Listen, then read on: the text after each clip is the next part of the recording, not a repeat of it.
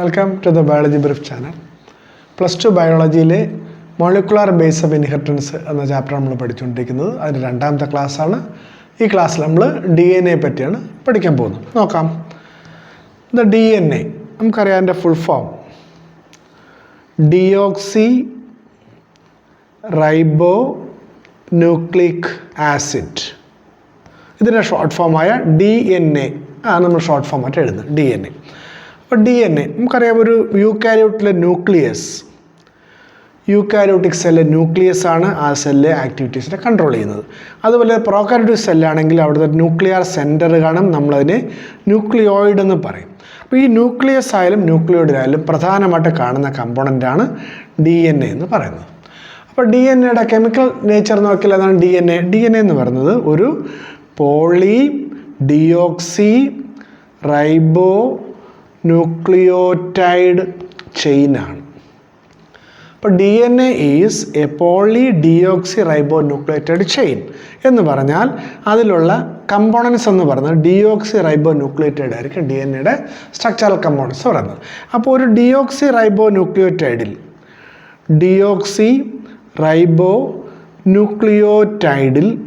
നമ്മൾ നേരത്തെ പഠിച്ചിട്ടുള്ളതാണ് 3 കമ്പോണൻസ് ഉണ്ടെന്ന് നമുക്കറിയാം.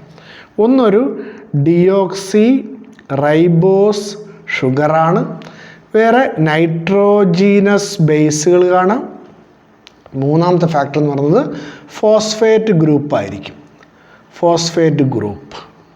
അപ്പോൾ ഡിയോക്സി റൈബോ ന്യൂക്ലിയോറ്റൈഡിൽ 3 കമ്പോണൻസ് കാണാം. 1 deoxy ribo sugar, 2 nitrogenous bases, 3 phosphate group. നമുക്കിൽ ഓരോന്നിനെ പറ്റി നോക്കാം. ഫോസ്ഫേറ്റ് ഗ്രൂപ്പിനെ പറ്റി നമുക്ക് പ്രത്യേകിച്ച് നോക്കേണ്ട കാര്യമില്ല. ബാക്കി രണ്ടിനെ കുറിച്ച് നമുക്ക് ഡീറ്റെയിൽ ആയിട്ട് നോക്കാം. ആദ്യം ഡിയോക്സി റൈബോ ഷുഗർ. ഈ കാണിച്ചിരിക്കുന്ന ഡയഗ്രാം എന്ന് പറയുന്നത് റൈബോസ് ഷുഗറിൻ്റെയാണ്. റൈബോ ഷുഗർ കാണുന്നത് RNAയിലായിരിക്കും. എന്താ ഇവിടുത്തെ പ്രത്യേകത? ഇവിടെ കാർബൺ നമ്പർ നമ്മൾ നോക്കുകയാണെങ്കിൽ first carbon, second carbon, third carbon, fourth carbon, fifth carbon. അപ്പോൾ ഇതിൽ രണ്ടാമത്തെ കാർബണോട്ട് അറ്റാച്ച് ചെയ്തിരിക്കുന്ന OH ഗ്രൂപ്പാണ്. ഹൈലി റിയാക്റ്റീവ് ആയിട്ടുള്ള OH ഗ്രൂപ്പാണ്. അപ്പോൾ ആ OH ഗ്രൂപ്പിന് പകരം ഹൈഡ്രജൻ ആണെങ്കിൽ നമുക്ക് നോക്കാം. ഇവിടെ first carbon, second carbon, third carbon, fourth carbon. ഇവിടെ വരുമ്പോഴത്തേക്ക് CH2OH നമുക്കവിടെ കാണിക്കാം. ഇവിടെ HOH, ഇവിടെ HH തന്നെ, ഇവിടെ HOH, ഇവിടെ HO. അപ്പോൾ ഇവിടുത്തെ പ്രത്യേകത ഈ ഫസ്റ്റ് കാർബണിലാണ് നൈട്രോജീനസ് ബേസ് അറ്റാച്ച് ചെയ്യുക. നമുക്കറിയാം ഇവിടുത്തെ ബോണ്ട് N-ഗ്ലൈക്കോസിഡിക് ലിങ്കേജ് ആണ് ഇവിടെ കാണുന്നത്. ഇനി തേർഡ് കാർബണിൽ ഫോസ്ഫേറ്റ് ഗ്രൂപ്പ് അറ്റാച്ച് ചെയ്യപ്പെടും. അതുപോലെ ഫിഫ്ത്ത് കാർബണിലും ഫോസ്ഫേറ്റ് ഗ്രൂപ്പ് അറ്റാച്ച് ചെയ്യും. ഈ ഫോസ്ഫേറ്റ് ഗ്രൂപ്പ് അറ്റാച്ച് ചെയ്യുന്നത് നമുക്കറിയാം ഫോസ്ഫോ എസ്റ്റർ ബോണ്ടുകളാണ്. അപ്പോൾ ഇവിടെ ഫ്രീ ആയിട്ട് കാണുന്നത് ഈ H ആണ്. H ഹൈലി റിയാക്റ്റീവ് അല്ലാത്തതുകൊണ്ട് DNA ഹൈലി റിയാക്റ്റീവ് അല്ലാത്ത സ്റ്റേബിൾ കോമ്പൗണ്ടാണ് നമ്മൾ പറയും. ഇനി നമ്മൾ മുന്നോട്ട് പോകുമ്പോൾ നൈട്രോജനസ് ബേസസ് ആണ്. അപ്പോൾ നമുക്കറിയാം നൈട്രോജീനസ് ബേസസ് പ്യൂരിൻ, പിരിമിഡിൻ, ഇത് രണ്ടുമാണ്. നേരത്തെ പഠിച്ചാണ് പിരിമിഡിൻ. അപ്പം DNAയിൽ കാണുന്ന adenine guanine, purine base adenine guanine, ഇത് തന്നെയാണ് RNAയിലുള്ളത്. പിരിമിഡിൻ ആണെങ്കിൽ ഇവിടെ കാണുന്ന പിരിമിഡിൻ എന്ന് പറയുന്നത് തൈമിനും സൈറ്റോസിനും ആയിരിക്കും. ഇനി നമ്മളിതാ പ്യൂരിൻ ബേസിലേക്ക് പോകുമ്പോൾ ഇവിടെ കാണിച്ചിരിക്കുന്ന അഡിനിൻ്റെ സ്ട്രക്ചറാണ്. നിങ്ങളുടെ ഫസ്റ്റ് ഇയർ ബുക്കിലുള്ള അതേ ചിത്രമാണ്. ഈ അഡിനിൻ്റെ സ്ട്രക്ചറാണ് കാണിച്ചിരിക്കുന്നത്. അപ്പോൾ ഇവിടുത്തെ കാർബൺ നമ്പറിങ് നമ്മൾ നോക്കുമ്പോഴത്തേക്ക് കാണാം കാർബൺ നമ്പർ ഇവിടെ first carbon, second carbon, third carbon, fourth carbon, fifth carbon, sixth carbon അവിടെ കാണാം. 7th carbon, 8th carbon, 9th carbon. അപ്പോൾ ഈ സ്ട്രക്ചർ നോക്കിയാൽ ഇപ്പോൾ ഹെട്രോസൈക്ലിക് അരോമാറ്റിക് കോമ്പൗണ്ടാണ് പ്യൂരിൻ ബേസ് എന്ന് പറയുന്നത്. ഇവിടെ കാർബണിൻ്റെ നമ്പർ രേഖപ്പെടുത്തിയിട്ടുണ്ട്. ഇവിടെ ഫസ്റ്റ് കാർബണിലും തേർഡ് കാർബണിലും 7th കാർബൺ, 9th 1, 3, 7, 9 ഇത്രയും കാർബണിൽ നമുക്ക് N കാണാം, നൈട്രജൻ കാണാം. ഇതാ ഇവിടെ 1ാമത്തേൽ, 3ാമത്തേൽ, 7ാമത്തേൽ, 9ാമത്തേൽ നമുക്ക് നൈട്രജൻ കാണാൻ പറ്റും. അപ്പോൾ ഈ കാണിച്ചിരിക്കുന്ന അഡിനിൻ്റെ സ്ട്രക്ചറാണ്. അഡിനിൻ്റെ സ്ട്രക്ചറിൻ്റെ പ്രത്യേകത നമ്മൾ നോക്കിയാൽ അറിയാൻ പറ്റും. 6ാമത്തെ കാർബണിൽ അമിനോ ഗ്രൂപ്പാണ്. അപ്പോൾ 6 അമിനോ പ്യൂരിൻ, 6 അമിനോ പ്യൂരിൻ ഏതാണെന്ന് ചോദിച്ചാൽ നിങ്ങൾക്ക് ആൻസർ പറയാം, അഡിനിൻ ആയിരിക്കും. ഇനി അതുപോലെ തന്നെ ഞാൻ അടുത്ത ഒരു സ്ട്രക്ചർ കൂടി ഇതിൻ്റെ സെയിം സ്ട്രക്ചർ ഞാനിവിടെ റെപ്രസെൻറ്റ് ചെയ്യാം. ഇതാ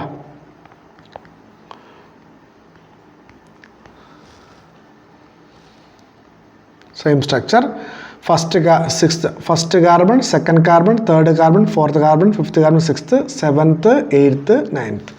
അപ്പോൾ ഇവിടെ ഈ അമിനോ ഗ്രൂപ്പ് രണ്ടാമത്തെ കാർബണിലേക്ക് മാറുന്നു. ഇനി ആറാമത്തെ കാർബണിൽ ഓക്സിജൻ. അപ്പോൾ നമ്മൾ ഇതിൻ്റെ കോമ്പൗണ്ട് എഴുതുമ്പോഴത്തേക്കാണ് 2 അമിനോ 6 ഓക്സി പ്യൂരിൻ. 2 അമിനോ 6 ഓക്സി പ്യൂരിൻ എന്ന് പറയുന്നതാണ് ഗുവാനിൻ്റെ സ്ട്രക്ചർ, ഗുവാനിൻ. അപ്പോൾ നിങ്ങൾ ഓർമ്മിക്കുക, DNA കാണുന്ന 2 പ്യൂരിൻ ബേസസ് ആണ് അഡിനിനും ഗുവാനിനും. അഡിനിൻ എന്ന് പറയുന്നത് 6 അമിനോ പ്യൂരിനാണ്. 2 അമിനോ 6 ഓക്സി പ്യൂരിൻ ആയിക്കഴിഞ്ഞാൽ അത് ഗുവാനിനായി മാറും. ഇനി അടുത്ത നമ്മൾ പിരിമിഡിൻ ബേസിസിലേക്ക് പോവുകയാണെങ്കിൽ ഇവിടെ കാണിച്ചിരിക്കുന്നത് യുറാസിലിൻ്റെ സ്ട്രക്ചറാണ്. യുറാസിൽ നമുക്കറിയാം, യുറാസിൽ DNA ഇല്ല. പക്ഷേ ഇത് ഇത് വെച്ചുകൊണ്ട് നമുക്ക് ബാക്കി 2 ബേസിസിലേക്ക് പെട്ടെന്ന് എത്തിച്ചേരാൻ പറ്റും. നോക്കാം. ഇവിടെ ഇതേ സ്ട്രക്ചർ തന്നെ ഞാൻ വീണ്ടും വരയ്ക്കുകയാണ്. അപ്പോൾ ഇവിടെ പിരമിഡിൻ ഈ യുറാസിലാണെങ്കിൽ ഒരു റിങ് മാത്രമേ ഉള്ളൂ. ഒരു റിങ് ഉള്ളതുകൊണ്ട് തന്നെ ഒന്നാമത്തതും മൂന്നാമത്തെയും കാർബണിലാണ് ഇവിടെ നൈട്രജൻ കാണുക. കാരണം ഇവിടെ 7ഉം 9ഉം പൊസിഷൻസ് ഇല്ല. 7, 8, 9 പൊസിഷൻ ഇല്ലാത്തതുകൊണ്ട് 1, 3 നമുക്ക് നൈട്രജനെ കാണാം. അപ്പോൾ 1, 3 നമുക്ക് രേഖപ്പെടുത്താം. അപ്പോൾ ഇതാണ് first carbon, second carbon, third carbon, fourth, fifth and sixth. 6 carbon മാത്രമേ ഈ കോമ്പൗണ്ടിനകത്തുള്ളൂ. അപ്പോൾ ഈ ഒരു കോമ്പൗണ്ട് പേര് നമ്മൾ എഴുതുമ്പോഴത്തേക്ക് 2,4 ഡൈ ഓക്സി പിരിമിഡിൻ. അപ്പോൾ 2,4 ഡൈ ഓക്സി പിരിമിഡിൻ എഴുതി കഴിഞ്ഞാൽ അത് ആരാണ്? യുറാസിലാണ്. അപ്പോൾ ഞാനൊരു യുറാസിൽ വീണ്ടും വരയ്ക്കുകയാണ്. ഒരു യുറാസിലിൻ്റെ പടം ഞാൻ വീണ്ടും വരയ്ക്കാൻ പോവുകയാണ്. അപ്പോൾ അത് വരയ്ക്കുമ്പോഴത്തേക്ക് first carbon, second carbon, third, fourth, fifth, sixth. അപ്പോൾ യുറാസിൽ ഞാൻ വരയ്ക്കണമെങ്കിൽ സെക്കൻഡ് കാർബണിൽ ഓക്സിജൻ വേണം, ഇവിടെയും ഓക്സിജൻ വേണം. തേർഡിലും ഫസ്റ്റിലും നൈട്രജനും കാണിക്കാം, NH. അപ്പോൾ ഈ വരച്ച യുറാസിലാണ്. ഈ യുറാസിലിൻ്റെ 5th പൊസിഷനിൽ ഞാനൊരു മീഥൈൽ ഗ്രൂപ്പ് ആഡ് ചെയ്ത് കഴിഞ്ഞാൽ, C3 ആഡ് ചെയ്ത് കഴിഞ്ഞാൽ ഈ കോമ്പൗണ്ട് എന്തായി? ഇത് 5 മീഥൈൽ യുറാസിലായി മാറി. 5 മീഥൈൽ യുറാസിൽ എന്ന് പറയുന്നതാണ് തൈമിൻ. അപ്പോൾ യുറാസിൽ നിന്ന് പെട്ടെന്ന് നമുക്ക് തൈമിനിലേക്ക് എത്താൻ പറ്റും. അപ്പോൾ യുറാസിലിനോടൊപ്പം 5ാമത്തെ കാർബണിൽ നമ്മൾ ഒരു മീഥൈൻ ഗ്രൂപ്പ് കൊടുത്താൽ മതി. അല്ല, ഇത് നമുക്ക് വേറൊരു പേര് പറയാം, 2,4 ഡൈ ഓക്സി 5 മീഥൈൽ പിരമിഡിൻ എന്ന് പറഞ്ഞാൽ അത് തൈമിനായി മാറും. ഇനി അടുത്ത് വീണ്ടും ഒരു സ്ട്രക്ചർ കൂടി ഞാൻ വരയ്ക്കുകയാണ്. നോക്കുക. അപ്പോൾ ഇവിടെ first carbon, second carbon, third, fourth, fifth, sixth. അപ്പോൾ ഇവിടെ സെക്കൻഡ് കാർബണിൽ ഓക്സിജൻ, ഫോർത്ത് കാർബണിൽ ഓക്സിജൻ മാറിയിട്ട് അവിടെ ഒരു അമിനോ ഗ്രൂപ്പ് വന്നു. അപ്പോൾ ഞാനിവിടെ പറയും 2 ഓക്സി 4 അമിനോ പിരിമിഡിൻ. 2 ഓക്സി 4 അമിനോ പിരിമിഡിൻ എന്ന് പറഞ്ഞാൽ അത് സൈറ്റോസിനായി മാറി. സൈറ്റോസിൻ. അപ്പോൾ നമുക്ക് DNA കാണുന്ന സൈറ്റോസിൻ്റെയും തൈമിൻ്റെയും സ്ട്രക്ചർ നിങ്ങളൊന്ന് ഓർത്ത് വയ്ക്കുക. ഇനി നമ്മൾ മുന്നോട്ട് പോകുമ്പോൾ ഡിയോക്സി റൈബോ ന്യൂക്ലിയോസൈഡിലേക്ക് വരുമ്പോഴത്തേക്ക് നമുക്കറിയാം ഇവിടെ ഒരു ഡിയോക്സി റൈബോസ് ഷുഗർ കാണാം. അതിനോടൊപ്പം തന്നെ നൈട്രോജിനസ് ബേസും കാണാൻ പറ്റും. Nitrogenase base. അപ്പോൾ ഡിയോക്സി റൈബോ ഷുഗറിനോടൊപ്പം ഒരു നൈട്രോജിനസ് ബേസിനെ N ഗ്ലൈക്കോസിഡിക് ലിങ്കേജ് വഴി ബന്ധിപ്പിച്ച് കഴിഞ്ഞാൽ ആ കോമ്പൗണ്ടിനെ നമ്മൾ ഡിയോക്സി റൈബോ ന്യൂക്ലിയോസൈഡ് എന്ന് പറയുക. അപ്പോൾ ഇവിടെ 4 തരം ഡിയോക്സി റൈബോ ന്യൂക്ലിയോസൈഡുകൾ കാണാം. ഒന്ന് DA, DG, DC, DT. ഇതെന്താണ്? Deoxy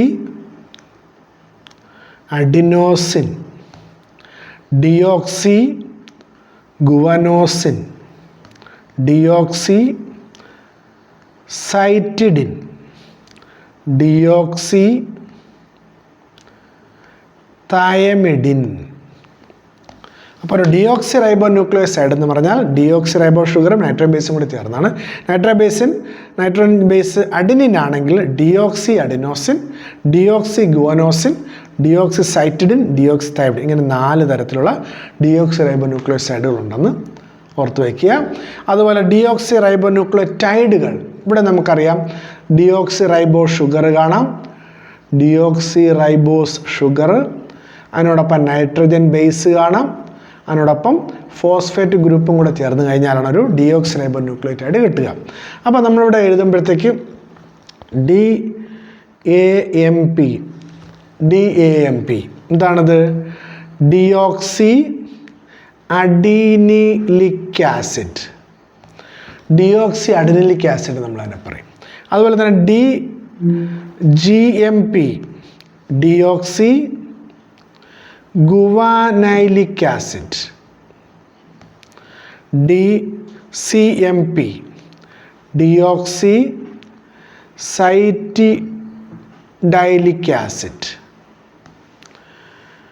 deoxy TMP deoxy thymidylic acid.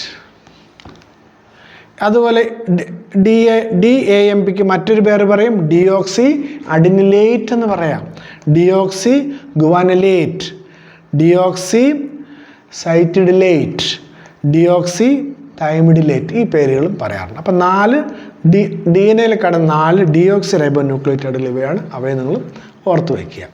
ഇനി നമുക്ക് മുന്നോട്ട് പോകുമ്പോഴത്തേക്ക് ലെങ്ത് ഓഫ് DNA.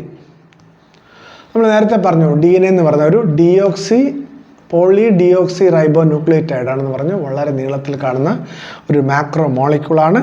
ആ DNAയുടെ ലെങ്ത് എങ്ങനെ നിശ്ചയിക്കുമെന്ന് ചോദിച്ചു കഴിഞ്ഞാൽ length depends on number of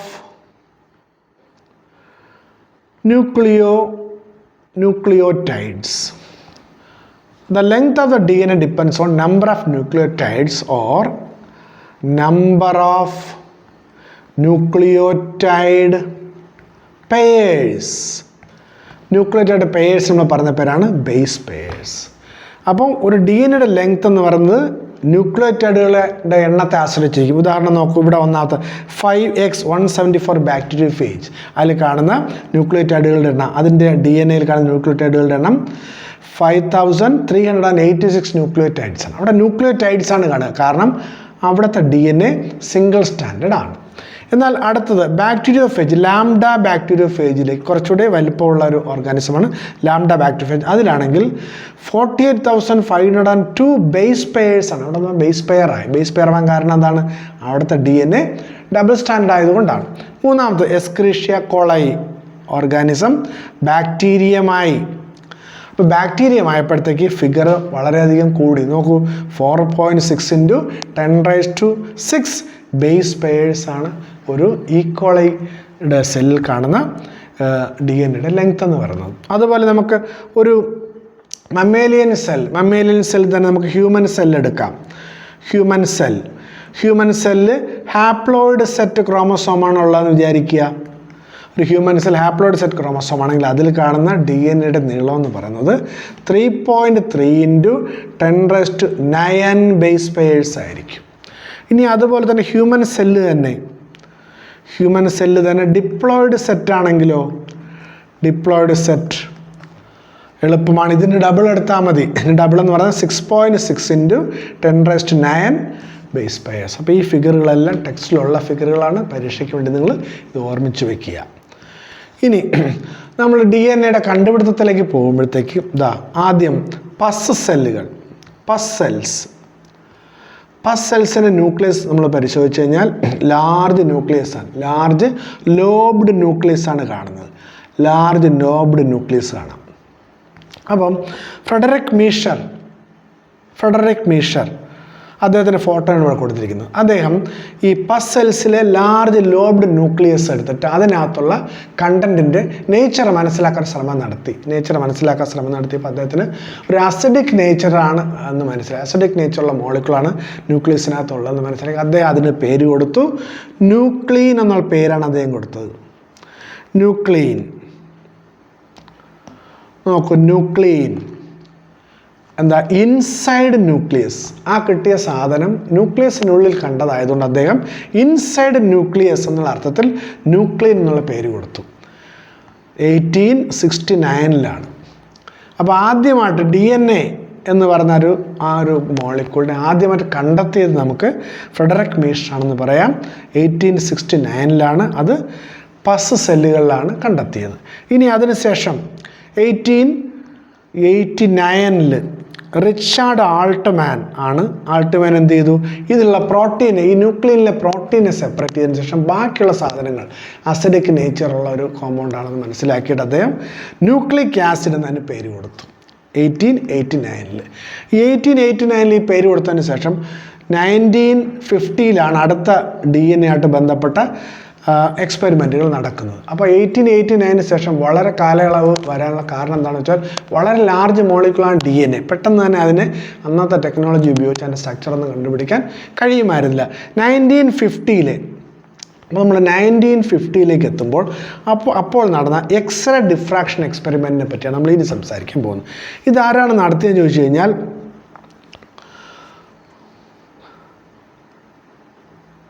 Rosalind. ഇത് നടത്തിയ 2 സെന്റ്, മൗറിസ് വിൽക്കിൻസ്, ഒന്ന് മൗറിസ് വിൽക്കിൻസ്, റോസാലിൻഡ് ഫ്രാങ്ക്ലിൻ. അപ്പോൾ DNA എക്സ്റേ ഡിഫ്രാക്ഷൻ ഫോട്ടോസ് എടുത്ത 2 സയൻറ്റിസ്റ്റുമാരുടെ ഫോട്ടോ ഇവിടെ കൊടുത്തിട്ടുണ്ട്. ഒന്നാമത്തെ മൗറിസ് വിൽക്കിൻസ് ആണ്, രണ്ടാമത്തെ റോസാലിൻഡ് ഫ്രാങ്ക്ലിൻ. ഇവർ ക്രിസ്റ്റലായിട്ടുള്ള DNA കൂടെ എക്സ്റേയെ കടത്തിവിടുകയും ആ എക്സ്റേ പ്രത്യേക രീതിയിൽ ഡിഫ്രാക്ട് ചെയ്തതിൻ്റെ ഫലമായിട്ട് കിട്ടിയ ഫോട്ടോഗ്രാഫുകൾ അവർ എടുക്കുകയും ചെയ്തു. ആ ഫോട്ടോഗ്രാഫാണ് ഇവിടെ കാണിച്ചിരിക്കുന്നത്. പിന്നെ വളരെ എക്സ് ഷേപ്ഡ് ഫോട്ടോഗ്രാഫ് എന്നാണ് ഇതിനെ വിളിക്കുക. വളരെ ഫേമസ് ആണ് ഈ ഫോട്ടോഗ്രാഫ്. ഈ x ray diffraction photo of DNA നിന്നും വളരെ പ്രധാനപ്പെട്ട കുറേ കാര്യങ്ങൾ മനസ്സിലായി. ഒന്ന്, ആ DNA ബ്രെഡ്ത്ത്, വീതി എന്ന് പറയുന്നത് 2 നാനോമീറ്റർ ആണെന്ന് മനസ്സിലായി. അതുപോലെ തന്നെ അതിൻ്റെ nature, DNA nature double stranded ആണ്. അതിൻ്റെ ഷേപ്പ് എങ്ങനെയാണ്? ഷേപ്പ് എന്ത് പറയാം, ഡബിൾ ഹെലിക്സ് ആണ്. അതുപോലെ ഓറിയൻറ്റേഷൻ ഓഫ് ബേസ് എവിടെയാണ് ഓറിയൻ്റ് ചെയ്തിരിക്കുന്നത്? ഓറിയൻറ്റേഷൻ അകത്തോട്ടാണ്, പുറത്തോട്ടല്ല, അകത്തോട്ടാണ് ഈ ഓരോ നൈട്രജൻ ബേസും ഓറിയൻ്റ് ചെയ്തിരിക്കുന്നുള്ളതും ഈ പിക്ചറിൽ നിന്ന് ഇവർ ഡെഡ്യൂസ് ചെയ്തെടുത്തു. ഈ പിക്ചറിൽ കൂടെ കിട്ടിയ വിവരങ്ങളെല്ലാം തന്നെ അവർ ഡബിൾ ഹെലിക്കൽ മോഡൽ കണ്ടുപിടിച്ച വാട്സണും ക്രിക്കിനും ഇവർ അയച്ചു കൊടുക്കുകയും ചെയ്തു. ഇനി ഈ 1950 ഈ എക്സ്പെരിമെൻ്റ് പോലെ പ്രധാനപ്പെട്ട മറ്റൊരു കാര്യമാണ് 1950 തന്നെയുള്ള ചാർഗാഫ്സ് റൂൾ എന്ന് പറയും. എർവിൻ ചാർഗാഫ്, അദ്ദേഹത്തിൻ്റെ ഫോട്ടോ ഇവിടെ കൊടുത്തിരിക്കുന്നത്. എർവിൻ ചാർഗാഫ് ഇദ്ദേഹം വളരെ പ്രധാനപ്പെട്ട ഒരു നിരീക്ഷണം നടത്തി. ഇദ്ദേഹത്തിൻ്റെ റൂൾ നമ്മൾ പറയും ചാർഗാഫ്സ് റൂൾ അല്ലെങ്കിൽ ബേസ് ഇക്വലൻസ് റൂൾ എന്നാണ് അറിയപ്പെടുന്നത്. അല്ല, ഒന്നാമത്തെ റൂൾ 1 എന്ന് പറയുന്നത് ഡബിൾ സ്റ്റാൻഡേർഡ് DNA, ഒരു ഡബിൾ സ്റ്റാൻഡേർഡ് DNAയിൽ the amount of purine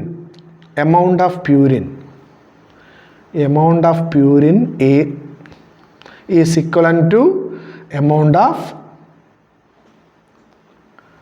pyrimidine. അപ്പോൾ പ്യൂരിൻ ഏതൊക്കെയാണ്? പ്യൂരിൻ എന്ന് പറയുന്നത് നമുക്കറിയാം അഡിനിനും ഗുവാനൈനും.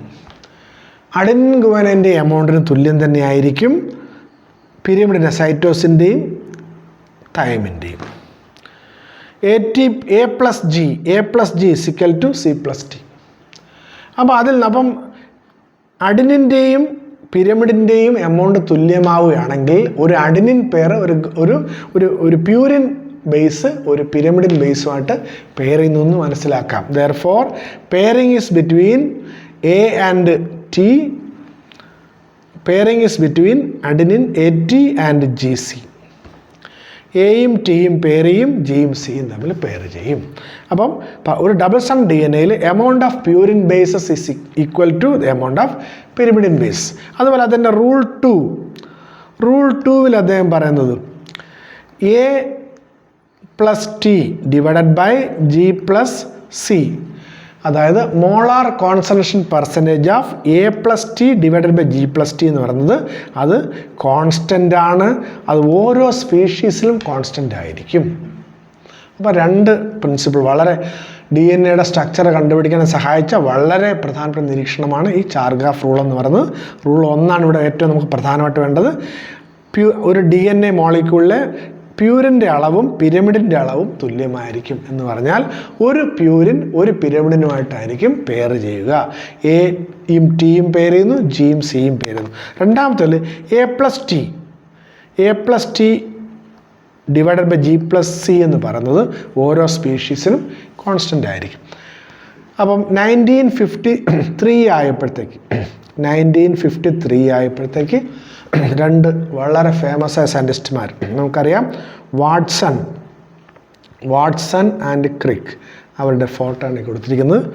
James Watson and Francis Crick. അപ്പോൾ ജെയിംസ് വാട്സൺ, ഫ്രാൻസിസ് ക്രിക്ക്, ഈ രണ്ട് സയൻറ്റിസ്റ്റ്. വാട്സൺ ആണെങ്കിൽ ഇംഗ്ലണ്ടുകാരനാണ്, ഫ്രാൻസിസ് ക്രിക്ക് ആണെങ്കിൽ അമേരിക്കനാണ്. ഇവർ രണ്ടുപേരും നേരത്തെ എക്സ്റേ ഡിഫ്രാക്ഷൻ പിക്ചേഴ്സ്, മൗറിസ് വിൽക്കിൻസിൻ്റെ എക്സ്റേ ഡിഫ്രാക്ഷൻ പിക്ചറും ചാർഗ്രാഫ് റൂളും ഒക്കെ ബേസ് ചെയ്തുകൊണ്ട് ഇവർ DNA സ്ട്രക്ചർ പുറത്ത് കൊണ്ടുവന്നു. അതിനാണ് നമ്മൾ പറയുക ഫേമസ് ഡബിൾ ഹെലിക്കൽ മോഡൽ. അപ്പോൾ DNA സ്ട്രക്ചർ ഡബിൾ ഹെലിക്കൽ മോഡലാണെന്ന് ആദ്യമായിട്ട് പറയുന്നത് വാട്സൺ ആൻഡ് ക്രിക്കാണ് 1953. അപ്പോൾ അവർ പ്രധാനമായി ഇവർ പറഞ്ഞ DNA ഡബിൾ സ്റ്റാൻഡേർഡ് ആണ്. ഈ രണ്ട് സ്റ്റാൻഡുകളും കോംപ്ലിമെൻ്ററി ആണ്. ഈ രണ്ട് സ്റ്റാൻഡുകളും ആൻറ്റി പാരലലാണ്. അപ്പോൾ DNA നിർമ്മിച്ചിരിക്കുന്ന രണ്ട് സ്റ്റാൻഡ് കൊണ്ടാണ്. ആ ഓരോ സ്റ്റാൻഡും കോംപ്ലിമെൻ്ററി ആണ് എന്ന് പറഞ്ഞാൽ ഒരു സ്റ്റാൻഡിൻ്റെ സ്ട്രക്ചർ നമുക്ക് അറിയാമെങ്കിൽ രണ്ടാമത്തെ സ്റ്റാൻഡിൻ്റെ സ്ട്രക്ചർ കണ്ടുപിടിക്കാൻ വളരെ എളുപ്പമാണ്. രണ്ട് സ്റ്റാൻഡ് കോംപ്ലിമെൻ്ററി ആണ്. അപ്പോൾ ഈ ഒരു ആസ്പെക്റ്റ് അവയുടെ റെപ്ലിക്കേഷനിലും അവയുടെ മറ്റു ജനറ്റിക് ഫങ്ഷൻ ചെയ്യുന്നതിനൊക്കെ വളരെ പ്രധാനപ്പെട്ട ഒരു നിരീക്ഷണമായിരുന്നു ഈ കോംപ്ലിമെൻ്ററി സ്റ്റാൻഡുകളെന്ന് അവർ കണ്ടെത്തിയത്. അതുപോലെ തന്നെ ഈ സ്റ്റാൻഡുകളുടെ ഓറിയൻറ്റേഷനും പൊളാരിറ്റിയുള്ള സ്റ്റാൻഡുകളാണെന്ന് അവർ കണ്ടെത്തി. അപ്പോൾ ഇവരുടെ ഡബിൾ ഹെലിക്കൽ മോഡൽ പറഞ്ഞ കുറേ സാലിയൻ്റ് ഫീച്ചേഴ്സ് നിങ്ങളുടെ ടെക്സ്റ്റിനകത്ത് വളരെ ഭംഗിയായിട്ട് കൊടുത്തിട്ടുണ്ട്. ആ സാലിയൻ്റ് ഫീച്ചേഴ്സ് കൂടെ നമുക്കൊന്ന് നോക്കാം. ഫസ്റ്റ് പോയിന്റ് പറഞ്ഞ 2 പോളിന്യൂക്ലിയോടൈഡ് ചെയിൻസ്. അപ്പോൾ 2 പോളിന്യൂക്ലിയോടൈഡ് ചെയിനുകൾ കൊണ്ട് ഇവിടെ നമുക്ക് കണ്ടാൽ അറിയാം, 2 പോളിന്യൂക്ലിയോടൈഡ് ചെയിനുകൾ കൊണ്ടാണ് DNA നിർമ്മിച്ചിരിക്കുന്നത്. ഈ പോളിന്യൂക്ലിയോടൈഡ് ചെയിനിൻ്റെ ബാക്ക് ബോൺ എന്ന് പറയുന്നത് നോക്കൂ, ഷുഗർ. ഇവിടെ ഷുഗർ കൊടുത്തിട്ടുണ്ട്, ഷുഗറും ഫോസ്ഫേറ്റും. അപ്പോൾ ഈ സ്റ്റാൻഡിൻ്റെ ഫോസ്ഫേറ്റും ഷുഗറും അവയാണ് ബാക്ക് ബോൺ ഉണ്ടാക്കുന്നത്. ഇവിടെയും ഫോസ്ഫേറ്റ് ഷുഗർ ഉണ്ടല്ലോ. അപ്പോൾ DNA മോളിക്യൂളിൻ്റെ ബാക്ക് ബോണുകൾ എന്ന് പറയുന്നത് ഫോസ്ഫേറ്റും ഷുഗറുമാണ്. മാത്രമല്ല നൈട്രജൻ ബേസസ് അകത്തോട്ടാണ് പ്രൊജക്റ്റ് ചെയ്തിരിക്കുന്നത്. നൈട്രജൻ ബേസ് പുറത്തേക്കല്ല, വളരെ സേഫായിട്ട് ആ ബാക്ക് ബോണിൻ്റെ അകത്തേക്ക് പ്രൊജക്റ്റ് ചെയ്ത് നിൽക്കുന്നു. ഇതാണ് ഒന്നാമത്തെ സാലിയൻ്റ് ഫീച്ചർ. രണ്ടാമത്തത്, ആ DNA 2 സ്റ്റാൻഡുകൾക്കും ആൻറ്റി പാരലൽ പൊളാരിറ്റി ഉണ്ട്. നോക്കൂ, ഒരു സ്റ്റാൻഡ് ഈ സ്റ്റാൻഡാണെങ്കിൽ 3' to 5' ഡയറക്ഷനിലാണ് റൺ ചെയ്യുന്നത്. നോക്കൂ, ഇവിടെ 5' ഫോസ്ഫറൈൽ എൻഡാണ്, ഇത് 3' ഹൈഡ്രോക്സിൽ എൻഡാണ്. അപ്പോൾ ഇത് 5' to 3' പോകുമ്പോൾ രണ്ടാമത്തെ സ്റ്റാൻഡ് നോക്കൂ, അത് 3' to 5' ഇതാണെങ്കിൽ മേളത്തെ സ്റ്റാൻഡ് തിരിഞ്ഞു പോയി, മേളത്തെ സ്റ്റാൻഡ് 5' to 3' ഡയറക്ഷനിലേക്ക് റൺ ചെയ്യുമ്പോൾ താഴത്തെ സ്റ്റാൻഡ് 3' to 5' ഡയറക്ഷനിലേക്കാണ് റൺ ചെയ്യുക. അപ്പോൾ രണ്ടും ആൻറ്റി പാരലായിട്ടുള്ള സ്റ്റാൻഡുകളാണ്. മൂന്നാമത്തത് ബേസ് പെയറിങ്ങിനെ പറ്റി വാട്സൺ ക്രിക്ക് പറയുന്നത് ഒരു പ്യൂരിൻ ബേസ് ഒരു പിരമിഡിൻ ബേസുമായിട്ടാണ് ഇവിടെ പെയർ ചെയ്യുന്നത്. നോക്കൂ, ഇവിടെ ഗുവാനിൻ സൈറ്റോസിനുമായിട്ട് പെയർ ചെയ്യുമ്പോൾ അഡിനിൻ തൈമിനുമായിട്ട് പെയർ ചെയ്യും. ഇപ്പം നമുക്കറിയാം പ്യൂരിൻ ബേസസ് ആയ അഡിനിനും ഗുവാനൈനും രണ്ട് സൈക്കിളുള്ള അവരുടെ സ്ട്രക്ചർ 2 സൈക്കിളുണ്ട്. നമുക്കറിയാം കാർബണിൻ്റെ നമ്പർ നമ്മൾ എഴുതുമ്പോൾ 1 to 6 7 8 9 നമ്മൾ എഴുതും. 2 സൈക്കിളുണ്ട്. അപ്പോൾ 2 റിങ്ങുള്ള ഒരു അഡിനിൻ 1 റിങ്ങുള്ള തൈമിനുമായിട്ടാണ് പെയർ ചെയ്യുക.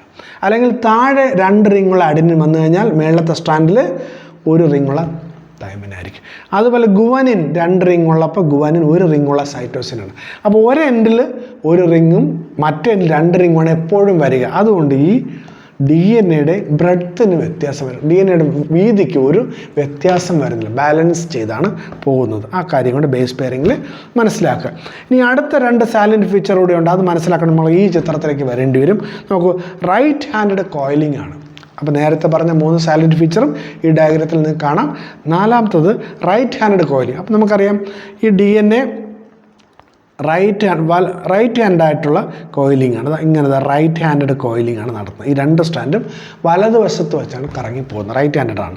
അപ്പോൾ റൈറ്റ് ഹാൻഡഡ് കോയിലിംഗ് നടത്തുമ്പോഴത്തേക്ക് തന്നെ അവയുടെ നോക്കൂ വീതി ബ്രെഡ്ത്ത് ഈ ഡയഗ്രത്തിൽ കാണാം 2 നാനോമീറ്റർ. അപ്പോൾ ബ്രെഡ്ത്ത് ഓഫ് DNA എന്ന് പറയുന്നത് 2 നാനോമീറ്റർ ആയിരിക്കും. ഇനി 2 ന്യൂക്ലിയോറ്റൈഡുകൾ അഡ്ജസൻറ്റ് കോൺസിക്യൂട്ടീവ് 2 ന്യൂക്ലിയോറ്റൈഡ് നമ്മുടെ ഡിസ്റ്റൻസ് എന്ന് പറയുന്നത് 0.34 നാനോമീറ്റർ ആണ്. 0.34 നാനോമീറ്റർ എന്ന് പറയുമ്പോൾ 0.34 ഇൻറ്റു 10⁻⁻9 മീറ്റർ എന്ന് നമുക്ക് പറയാം. മീറ്ററിലാക്കുമ്പോഴത്തേക്ക് 0.34 ഇൻറ്റു 10⁻⁹ മീറ്റർ എന്ന് നമുക്കവിടെ പറയേണ്ടി വരും. അപ്പോൾ ഇനി ഇവിടെ നമ്മൾ നോക്കുമ്പോഴത്തേക്ക് ഒരു കംപ്ലീറ്റ് ടേൺ DNA ഒരു കംപ്ലീറ്റ് ടേൺ നമ്മൾ എടുക്കുകയാണെങ്കിൽ ആ കംപ്ലീറ്റ് ടേണിൽ 10 ബേസ് പെയേഴ്സാണ് കാണുക. അങ്ങനെ പറയുമ്പോഴത്തേക്ക് ഒരു കംപ്ലീറ്റ് ടേണിൻ്റെ ലെങ്ത് എന്ന് പറയുന്നത് 3.4 നാനോമീറ്റർ ആയിരിക്കും. അപ്പോൾ ആ മെഷർമെൻറ്റിൽ ഈ ഡയഗ്രത്തിൽ നിങ്ങൾക്ക് മനസ്സിലാക്കാൻ പറ്റും. പറഞ്ഞ കാര്യങ്ങൾ, ഒന്ന് breadth of the DNA 2 nanometre ആണ്. ഇനി കോൺസിക്യൂട്ടഡ് ആയിട്ടുള്ള അടുത്തടുത്തുള്ള 2 ന്യൂക്ലിയോറ്റൈഡുകൾ നമ്മുടെ ഡിസ്റ്റൻസ് 0.34 നാനോമീറ്റർ എന്ന് പറഞ്ഞാൽ 0.34 to 10⁻⁹ മീറ്റർ ആണ്. ഇനി ഒരു കംപ്ലീറ്റ് ടേൺ DNA ഒരു കംപ്ലീറ്റ് ടേണിൽ, അതാണ് ഇവിടെ മാറിക്കുന്നത്, കംപ്ലീറ്റ് ടേണിൽ നമുക്ക് 10 ബേസ് പെയർസ് കാണാം. അപ്പോൾ 2 ബേസ് പെയർസ് നമ്മൾ ഡിസ്റ്റൻസ് 0.34 ആണെങ്കിൽ 10 ബേസ് പെയർസ് വരുമ്പോഴത്തേക്ക് 3.4 നാനോമീറ്റർ ആയിരിക്കും ഇതിൻ്റെ ഒരു കംപ്ലീറ്റ് ടേണിൻ്റെ നീളം എന്ന് പറയുന്നത്. ഇനി അവസാനം സ്റ്റെബിലിറ്റി ഓഫ് ചെയിൻ. നമുക്കറിയാം 2 കാര്യങ്ങളാണ് സ്റ്റെബിലിറ്റി കൊടുക്കുന്നത്. ഒന്ന് ഈ ബാക്ക് ബോൺ ആണ്. ഇവിടെ ഷുഗർ ഫോസ്ഫേറ്റ് ബാക്ക് ബോൺ കാണാം. Sugar phosphate backbone stability കൊടുക്കും DNAക്ക്. മാത്രമല്ല ഹൈഡ്രജൻ ബോണ്ട് സ്റ്റെബിലിറ്റി കൊടുക്കുന്നു. ഇനി ഈ നൈട്രജൻ ബേസ് നമ്മൾ നോക്കുകയാണെങ്കിൽ നൈട്രജൻ ബേസ് നോക്കൂ, ഇങ്ങനെ ഒരെണ്ണത്തിൻ്റെ മേളിൽ മറ്റൊരെണ്ണമായിട്ട് ഇങ്ങനെ അടിക്കാണ് പോകുന്നത്. അപ്പോൾ അടുത്തടുത്തായിട്ട് ഇങ്ങനെ സ്റ്റാക്സ്, കണ്ടിന്യൂസ് ആയിട്ട് സ്റ്റാക്സ് ആയിട്ടാണ് ഈ നൈട്രജൻ ബേസിൻ്റെ പെയറിങ് കാണുക. ആ കണ്ടിന്യൂസ് സ്റ്റാക്കും കൂടി ഈ ചെയിനിൻ്റെ സ്റ്റെബിലിറ്റി കൊടുക്കുന്നു എന്നുള്ളതാണ് 5ാമത്തെ സാലൻറ്റ് ഫീച്ചർ. അപ്പോൾ ഈ 5 സാലൻറ്റ് ഫീച്ചർ നിങ്ങൾ നല്ലോണം മനസ്സിലാക്കുക. ഇനി നമ്മൾ മുന്നോട്ട് പോകുമ്പോഴത്തേക്ക് അടുത്തൊരു ആസ്പെക്റ്റിലേക്കാണ് ഫ്രാൻസിസ് ക്രിക്ക്. നമുക്കറിയാം ഫ്രാൻസിസ് ക്രിക്ക് ആരാണ് നമുക്ക് കണ്ടു കഴിഞ്ഞു. DNA ഡബിൾ ഹെലിക്കൽ മോഡൽ കണ്ടുപിടിച്ച 2 സയൻറ്റിസ്റ്റുമാർ. ഈ ഫ്രാൻസിസ് ക്രിക്ക് പറഞ്ഞത് ഫ്ലോ ഓഫ്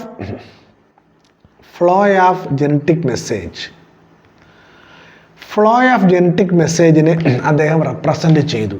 ഇദ്ദേഹം പറഞ്ഞ flow of genetic message, path of flow of genetic message നമ്മൾ പറഞ്ഞ പേരാണ് സെൻട്രൽ ഡോഗ്മ.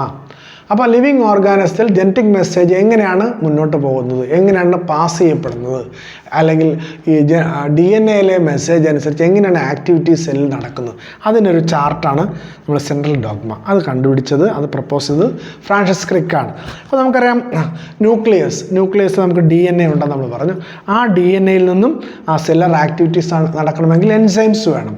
ആ എൻസൈംസ് ഉണ്ടാക്കാൻ ആവശ്യമുള്ള പ്രോട്ടീൻ എങ്ങനെ നിർമ്മിക്കപ്പെടുന്നു നോക്കൂ. DNAക്ക് വീണ്ടും അതിൽ നിന്ന് DNA ഉണ്ടാക്കാൻ കഴിയും. ആ പ്രോസസ് നമ്മൾ പറഞ്ഞ പേരാണ് DNA റെപ്ലിക്കേഷൻ. അപ്പോൾ ജനറ്റിക് മെറ്റീരിയലായ DNA വീണ്ടും DNA ഉണ്ടാക്കുന്നു, അവ മൾട്ടിപ്ലൈ ചെയ്യുന്നു. അതിനെ വിളിക്കുന്നത് റെപ്ലിക്കേഷൻ എന്നാണ്. ഇനി DNAയിലെ ജനറ്റിക് മെസ്സേജ് ആദ്യം കോപ്പി ചെയ്യപ്പെടുന്നത് mRNAയിലാണ്. അത് നമ്മൾ പറഞ്ഞ പേര് ട്രാൻസ്ക്രിപ്ഷൻ എന്നാണ്. അപ്പോൾ DNAയിലെ മെസ്സേജിനെ പ്രോട്ടീൻ നിർമ്മിക്കാനായിട്ട് വായിക്കാൻ കഴിയില്ല. ആ DNAയിലെ മെസ്സേജ് mRNAയിൽ എഴുതപ്പെട്ടാൽ മാത്രമേ പ്രോട്ടീൻ സിന്തസിസ് റീഡബിൾ ആവട്ടുന്നുള്ളൂ. അപ്പോൾ mRNAയിൽ ആ മെസ്സേജ് വരെ നമ്മൾ ട്രാൻസ്ക്രിപ്ഷൻ എന്ന് പറയുന്നത് mRNAയിലെ മെസ്സേജ് അനുസരിച്ച് കൃത്യമായ പ്രോട്ടീൻ നിർമ്മിക്കപ്പെടുന്നത് ട്രാൻസ്ലേഷൻ എന്ന് പറയുന്ന പ്രോസസ്സ് വഴിയാണ്.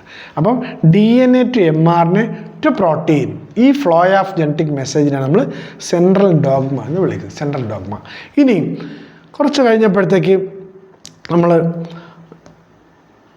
മറ്റൊരു തരം ഓർഗാനിസത്തെ പറ്റി കണ്ടെത്തി. DNA വൈറസസ്,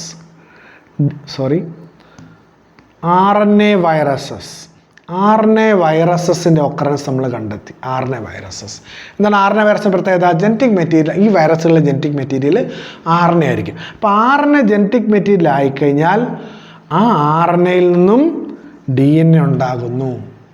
അപ്പം അങ്ങനെ ഉണ്ടാകുന്ന DNA നമ്മൾ പറഞ്ഞ cDNA എന്നാണ് നമ്മൾ പറയുക, cDNA. അപ്പോൾ RNA ഇപ്പം DNAയിൽ നിന്ന് RNA ഉണ്ടാകുന്ന ട്രാൻസ്ക്രിപ്ഷൻ ആണെങ്കിൽ RNAയിൽ നിന്ന് തിരിച്ച് DNA ഉണ്ടാകുന്ന നമ്മൾ പറഞ്ഞ പേര് റിവേഴ്സ് ട്രാൻസ്ക്രിപ്ഷൻ എന്നാണ്. Reverse transcription. അപ്പം RNAയിൽ നിന്ന് റിവേഴ്സ് ട്രാൻസ്ക്രിപ്ഷൻ വഴി DNA ഉണ്ടായിട്ട് ആ DNAയിൽ നിന്ന് വീണ്ടും mRNA ഉണ്ടായി പിന്നെയാണ് പ്രോട്ടീനിലേക്ക് മെസ്സേജ് പോകുന്നത്. അപ്പോൾ ഇങ്ങനെ ഒരു റൂട്ടുണ്ട്, പുതിയ റൂട്ടാണ്. അപ്പോൾ RNA to DNA, then to mRNA, then to protein. ഇങ്ങനെ പുതിയതായിട്ടുള്ള ഈ ഒരു റൂട്ടും കൂടെ കണ്ടുപിടിച്ച് സെൻട്രൽ ഡോഗ്മയെ മോഡിഫൈ ചെയ്തു. നമ്മൾ ഇതിനെ പറയും മോഡേൺ സെൻട്രൽ ഡോഗ്മ എന്ന് വിളിക്കും. അപ്പോൾ സെൻട്രൽ ഡോഗ്മ പ്രപ്പോസ് ചെയ്തത് ക്രിക്കാണെങ്കിൽ ഇന്ന് നമ്മളതിനെ മോഡിഫൈ ചെയ്ത് മോഡേൺ സെൻട്രൽ ഡോഗ്മ ആക്കിയിട്ടുണ്ട്. RNA വൈറസിൽ നിന്നുള്ള ജനറ്റിക് മെസ്സേജിൻ്റെ ഫ്ലോയും കൂടെ ആഡ് ചെയ്തപ്പോഴത്തേക്ക് അത് മോഡേൺ സെൻട്രൽ ഡോഗ്മയായി മാറി. ഇനി അടുത്ത packaging of DNA in prokaryotes. Packaging ഇപ്പോൾ നമ്മൾ നേരത്തെ പറഞ്ഞു, ലെങ്ത് ഓഫ് DNA പറ്റി പറഞ്ഞു. അപ്പോൾ ഒരു പ്രോകാരിയോട്ടിന് എക്സാമ്പിളാണ് ഈക്കോളൈ. ഈക്കോളൈയിൽ DNAയുടെ ലെങ്ത് എന്താണെന്ന് ചോദിച്ചാൽ നമ്മൾ നേരത്തെ പറഞ്ഞു കഴിഞ്ഞു 4.6 × 10⁻⁶ ബേസ് പെയേഴ്സാണ്. ഇനി അതിൽ DNAയുടെ ലെങ്ത് നമ്മൾ കാൽക്കുലേറ്റ് ചെയ്ത് വെച്ചിട്ടുണ്ട് 1.36 മില്ലിമീറ്ററാണ്. അപ്പം ഒരു ഈക്കോളൈ ഒരു ബാക്ടീരിയമാണ്. ഈ ബാക്ടീരിയത്തിനകത്ത് DNAക്ക് മാത്രം നീളം 1.36 മില്ലിമീറ്റർ. ആ ഇത്രയും നീളമുള്ള DNA എങ്ങനെ ഈ സെല്ലിനകത്ത് ഒതുക്കി വച്ചിരിക്കുന്നു? അപ്പോൾ ഇവിടെ DNA നമുക്കറിയാം നെഗറ്റീവ്ലി ചാർജ്ഡ് ആണ്. അതിനോടൊപ്പം ചില പ്രോട്ടീൻസ് പോസിറ്റീവ്ലി ചാർജ്ഡ് ആയിട്ടുള്ള ചില പ്രോട്ടീൻസും കൂടെ കമ്പൈൻ ചെയ്താണ് പ്രോകാരിയോട്ടിൽ കാണുന്നത്. അപ്പോൾ പ്രോകാരിയോട്ടിൻ്റെ പ്രത്യേകത എന്താണ്? പ്രോകാരിയോട്ടിൽ ഒരു ഡെഫിനറ്റ് ന്യൂക്ലിയസ് ഇല്ല, ന്യൂക്ലിയർ മെംബ്രെയിൻ ഇല്ല എന്നും പറഞ്ഞ് ആ സെല്ലിനുള്ളിൽ DNA സ്കാറ്റേഡ് ആയിട്ടുള്ള കിടക്കുന്നത്. DNA വളരെയധികം ഓർഗനൈസ് ആക്കി വെച്ചിരിക്കുകയാണ്. ആ ഓർഗനൈസ് ആക്കി വെച്ചിരിക്കുന്ന ആരൊക്കെയാണ്? നെഗറ്റീവ്ലി ചാർജ്ഡ് DNA ഓർഗനൈസ്ഡ് ആക്കി വെച്ചിരിക്കുന്നത് പോസിറ്റീവ്ലി ചാർജ്ഡ് ആയിട്ടുള്ള പ്രോട്ടീനുകളാണ്. ഇവ ലാർജ് ലൂപ്സ് ഫോം ചെയ്താണ് ആ സെല്ലിൻ്റെ ഒരു പ്രത്യേക ഭാഗത്തുകൊണ്ട് ഈ DNA പ്ലേസ് ചെയ്തിരിക്കുന്നത്. ഇനി അതിനേക്കാൾ കോംപ്ലിക്കേറ്റഡ് ആണ് യൂക്കാരിയോട്ടിലുള്ള DNAയുടെ പാക്കേജ്. അതിനേക്കാൾ കോംപ്ലിക്കേറ്റഡ് ആണ്. അപ്പോൾ നമുക്കറിയാം ഹ്യൂമൻ സെല്ലിൽ ഒരു ഡിപ്ലോയിഡ് സെല്ലാണെങ്കിൽ അതിൽ 6.6 × 10⁹ ബേസ് പെയേഴ്സ് ഉണ്ട്. ഇത്രയും ബേസ് പെയേഴ്സ് ഉണ്ട്. നോക്കൂ, ഒരു ഹ്യൂമൻ സെല്ലിനകത്താണ് 6.6 × 10⁹ ബേസ് പെയേഴ്സ്. ഇപ്പോൾ നമ്മൾ കാൽക്കുലേറ്റ് ചെയ്ത് വെച്ചിട്ടുണ്ട് ഒരു ഹ്യൂമൻ DNA ഡിപ്ലോയിഡ് സെല്ലിലെ ഹ്യൂമൻ DNAയുടെ നീളം എന്ന് പറയുന്നത് 2.2 മീറ്റേഴ്സാണ്. 2.2 മീറ്റേഴ്സ്. ഒരു ഹ്യൂമൻ സെല്ല് ന്യൂക്ലിയസിൻ്റെ ഡയമെൻഷൻ എന്ന് പറയുന്നത് 10⁻⁻9 മീറ്ററാണ്. വളരെ ചെറുതാണ് ന്യൂക്ലിയസ്. ഈ വളരെ ചെറിയ ന്യൂക്ലിയസിനകത്ത് 2.2 മീറ്റേഴ്സുള്ള DNA എങ്ങനെ വച്ചിരിക്കുന്നു? അതാണ് നമ്മൾ പാക്കേജിങ് ഓഫ് DNA. വളരെ സിസ്റ്റമാറ്റിക്കായിട്ട് കോയിലിങ്ങും സൂപ്പർ കോയിലിങ്ങും നടത്തിയിട്ടാണ് ആ DNA ഈ ന്യൂക്ലിയസിനകത്ത് വളരെ കൃത്യമായി പാക്ക് ചെയ്ത് വെച്ചിരിക്കുന്നത്. അപ്പോൾ അതിലേക്ക് നമ്മൾ പോകുമ്പോഴത്തേക്ക് നമുക്ക് ശ്രദ്ധിക്കണം, DNA നമുക്കറിയാം ആസിഡിക്കാണ്, നെഗറ്റീവ്ലി ചാർജ്ഡ് ആണെന്ന് അറിയാം. അതിനോടൊപ്പം പോസിറ്റീവ് ചാർജുള്ള ഒരു പ്രത്യേകതരം പ്രോട്ടീൻ, അതിനെ നമ്മൾ വിളിക്കുന്നത് ഹിസ്റ്റോൺ പ്രോട്ടീൻസ് എന്നാണ് നമ്മൾ വിളിക്കുക. ഹിസ്റ്റോൺ പ്രോട്ടീൻ്റെ പ്രത്യേകത, ഹിസ്റ്റോൺ പ്രോട്ടീൻ ബേസിക് ആണ്, പോസിറ്റീവ്ലി ചാർജ്ഡ് ആണ്, ബേസിക് ആണ്. പോസിറ്റീവ്ലി ചാർജ് ആവാൻ കാരണം അതിനോടൊപ്പം ധാരാളം ബേസിക് അമിനോ ആസിഡ് ചേർന്നിരിക്കുന്നുണ്ടാണ്. എക്സാമ്പിൾ ലൈസിൻ, ആർജിനിൻ എന്ന് പറഞ്ഞ അമിനോ ആസിഡുകൾ ബേസിക് ആയിട്ടുള്ള side ചെയിനുള്ള amino ആസിഡുകളാണ്.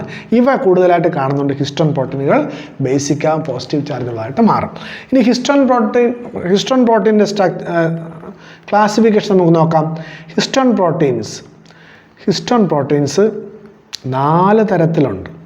4 types of histone proteins: H1, H2, H3, H4. അപ്പോൾ H1, H2, H3, H4 4 തരത്തിലുള്ള ഹിസ്റ്റോൺ പ്രോട്ടീൻസ് ഉണ്ട്. ഇതിൽ തന്നെ H2 എന്ന് പറയുന്നത് വീണ്ടും 2 തരത്തിലുണ്ട്. H2Aയും H2Bയും. അപ്പോൾ ഇതിൽ തന്നെ നമ്മൾ നോക്കിയാൽ H2A 2 എണ്ണം, H2B 2 എണ്ണം, H3 2 എണ്ണം, H4 2 എണ്ണം.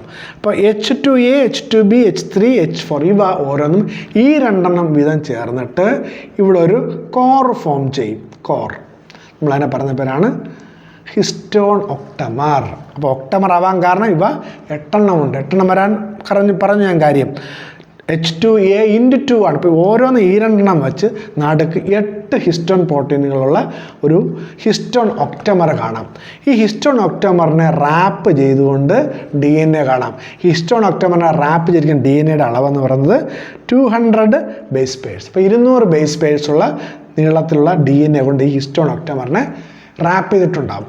ആ റാപ്പ് ചെയ്തതിന് ശേഷം പുറത്തേക്ക് കുറച്ച് അടുത്ത അപ്പോൾ ഇങ്ങനെ ഹിസ്റ്റോൺ ഒക്ടമറിനെ ഈ ഒരു 200 ബേസ് പെയറുള്ള DNA റാപ്പ് ചെയ്ത് കഴിഞ്ഞാൽ നമ്മളതിനെ വിളിക്കുന്ന പേര് ന്യൂക്ലിയോസോം എന്നാണ്.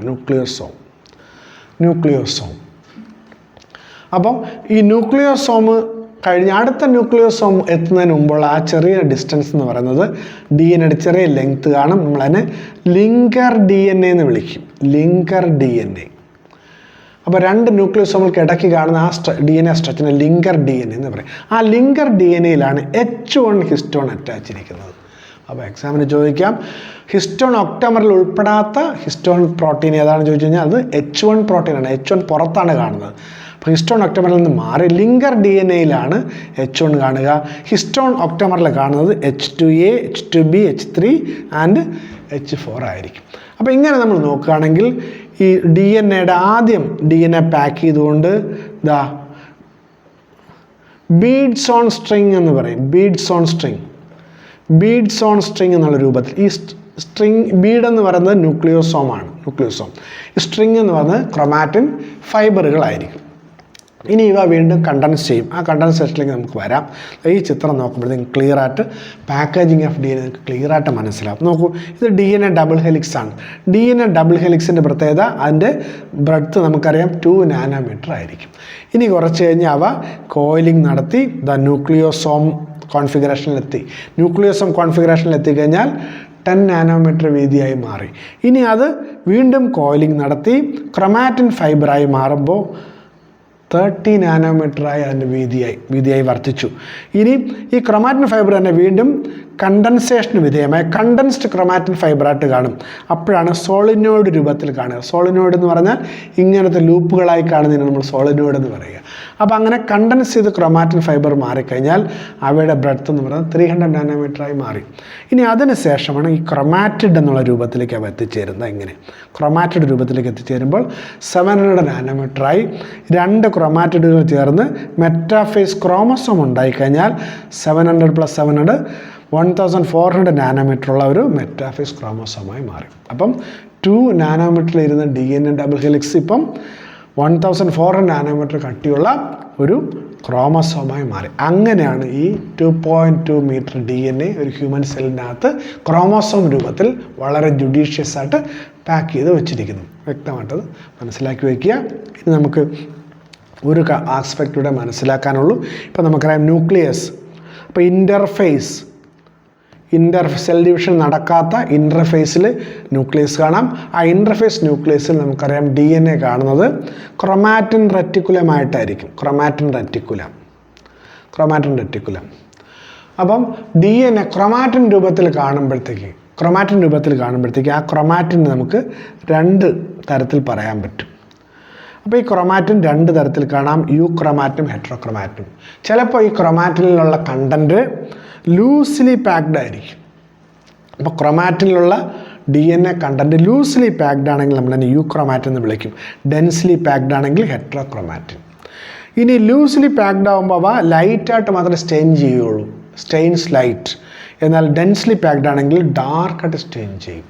ഇനി യൂക്രൊമാറ്റിനാണ് ട്രാൻസ്ക്രിപ്ഷണലി ആക്റ്റീവ് എന്ന് പറഞ്ഞാൽ യൂക്രൊമാറ്റിൻ ഭാഗത്തായിരിക്കും ജീനുകൾ കാണുക. അപ്പോൾ യൂക്രൊമാറ്റിനാണ് ജീനായിട്ട് ആക്ട് ചെയ്യുക. അല്ലെങ്കിൽ യൂക്രൊമാറ്റിൽ നിന്നായിരിക്കും ഒരു പോളിപെപ്റ്റൈഡ് ചെയിൻ ഉണ്ടാവുക. പോളിപെപ്റ്റൈഡ് ചെയിൻ ഉണ്ടാക്കുക അല്ലെങ്കിൽ ജീൻ എന്ന് പറയുന്നത് യൂക്രൊമാറ്റിനായിരിക്കും. ട്രാൻസ്ക്രിപ്ഷനിൽ ഇനാക്റ്റീവ് ആയിരിക്കും ഹെറ്ററോക്രൊമാറ്റിൻ. ഹെറ്ററോക്രൊമാറ്റിൻ ഭാഗത്തിന് വേറെ എന്തെങ്കിലും ഫംഗ്ഷൻ ആയിരിക്കും, അവ ജീനുകളായിട്ട് ആക്ട് ചെയ്യുന്നില്ല. അപ്പം യൂക്രൊമാറ്റും ഹെറ്ററോക്രൊമാറ്റും തമ്മിലുള്ള വ്യത്യാസം ക്ലിയർ ആയിട്ട് മനസ്സിലാക്കി വയ്ക്കുക. ഇത്രയും കാര്യങ്ങളാണ് നമുക്ക് ഈ ക്ലാസ്സിൽ നോക്കാനുള്ളത്. കഴിഞ്ഞ പരീക്ഷകൾക്ക് ഈ ടോപ്പിക്കിൽ നിന്ന് വന്ന ക്വസ്റ്റ്യനുകൾ ഡിസ്കസ് ചെയ്തിട്ട് നമുക്ക് നിർത്താം. ഫസ്റ്റ് ക്വസ്റ്റ്യനിലേക്ക് നമുക്ക് പോവുകയാണ്. 2024 കഴിഞ്ഞ വർഷത്തെ നീറ്റിന് ചോദിച്ച ചോദ്യമാണ്. Match list 1 and list 2 correctly. List 1 list 2 correct ചെയ്യുക. നമുക്ക് കറക്റ്റ് ചെയ്ത് നോക്കാം.